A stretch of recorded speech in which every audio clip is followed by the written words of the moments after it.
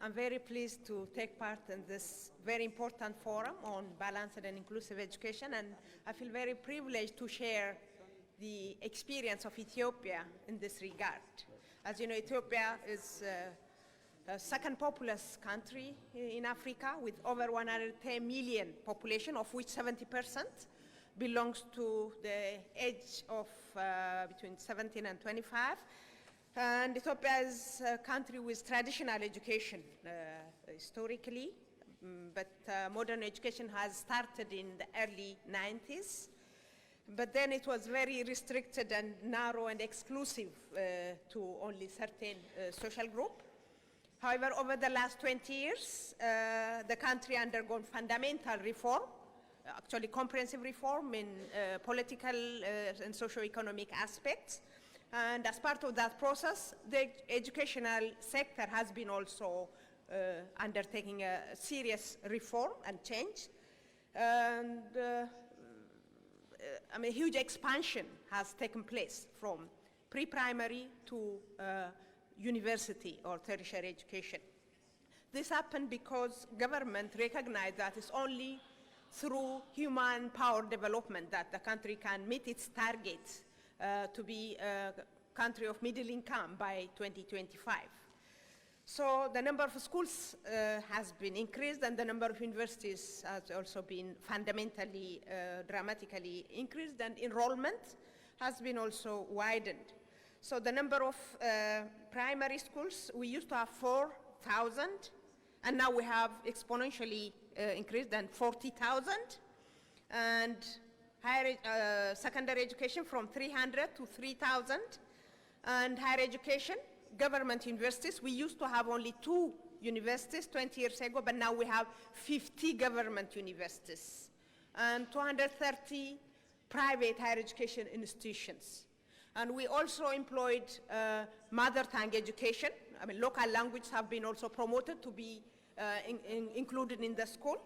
Ethiopia is a multilingual country with 85 languages. So 50 of the local languages have been incorporated in their localities as medium of instructions. So enrollment in schools have reached 28 million, and enrollment in universities or higher education institutions has also reached 1 million currently.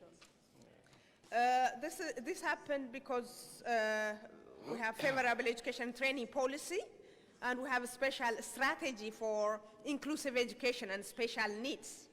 Primary education is compulsory and free for all. Secondary education is also free. Universities have some kind of symbolic cost-sharing system. So with this very inclusive and expanded education system, currently we have 36% of university students are female students, and we have students with disabilities also, their number is increasing, and students from pastoral and emerging regions have been also got the chance to take part in the education system. This is because the new strategy puts a special admission criteria for those disadvantaged groups. The problem we have is that with this huge expansion, the quality of education has been a little bit compromised, and employability of our graduates and trainees has also become under question. Relevance of the curriculum, it has also been challenged because it has been criticized that does not include the soft skills, critical thinking, emerging technologies, and other relevant skills that the 21st century requires. So we have lack of adequate, qualified and motivated teachers, and then we also lack a strong support system to make especially female students and students with disability successful and complete their education. We have high dropout rates, especially with these disadvantaged groups, especially when it goes up in the ladder from primary education up to the tertiary education to universities. The number of female students and the number of students with disabilities is decreasing and going down. So for that reason, currently we have formulated a new educational roadmap a roadmap that can lead the country's education and training system for the coming 12 years. So we are planning to further increase access, but through different modalities, through open access, online education, and through engaging a private sector.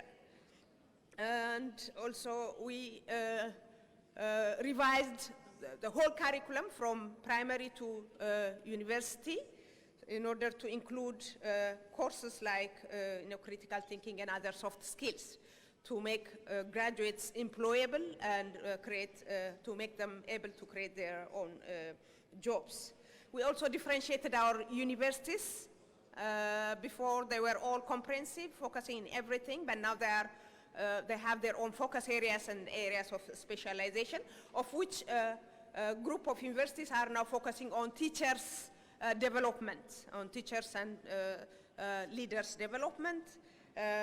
We have also increased number of female leaders in both schools as well as universities, so that they can play a role model for other young girls. So currently we have 26 vice presidents, women vice presidents in the universities, and a large number of school directors are also women. So I know we have achieved a lot, but we are also facing difficulties and challenges. And with the new roadmap, we want to address all this, but would like to collaborate and expand our partnership with all to make it happen. And thank you for your attention.